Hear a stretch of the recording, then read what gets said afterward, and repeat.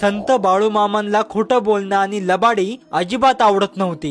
झालं असं, नवरात्रीचेच दिवस होते आणि तेव्हा कानुलं म्हणजेच करंजा तळून देवाला तोरण बांधण्याची प्रथा होती। आणि एकदा संत बाळूमामांच्या तंबू समोर असंच एक तोरण बांधल्या गेलं होतं आणि जेव्हा दसऱ्याच्या दिवशी बाळूमामांना कोण सोनं द्यायला आलं तेव्हा मामा त्या करंजीचा तुकडा काढून त्याला प्रसाद म्हणून देत असायचे। तर एकदा झालं असं, एके दिवशी बाळूमामा बाहेर गेले होते। मग त्याच दरम्यान कोणतरी त्यांच्या घरामध्ये येऊन त्या सर्व करंजा खाऊन गेलं होतं। परंतु जेव्हा संत बाळूमामा संध्याकाळी घरी परत आले तेव्हा तिथली सर्व मंडळी जमा झाली होती। मग तेव्हा मामा त्या सर्वांदेखत बोलले, यामध्ये तुम्हाला चोर दाखवतो। मग त्याच वेळी मामांनी त्या चोरट्याला हाक दिली आणि त्याला बोलून घेतलं आणि त्या क्षणी त्या चोरट्याला सलग उलट्या चालू झाल्या होत्या, कारण त्या खाल्लेल्या करंजा न पचता उलटी वाटे बाहेर पाडल्या होत्या। तेव्हा संत बाळूमामा त्या चोरट्याला म्हणाले, तुझ्या पोटातलं अन्न पचवणारा सुद्धा अग्नी मीच आहे।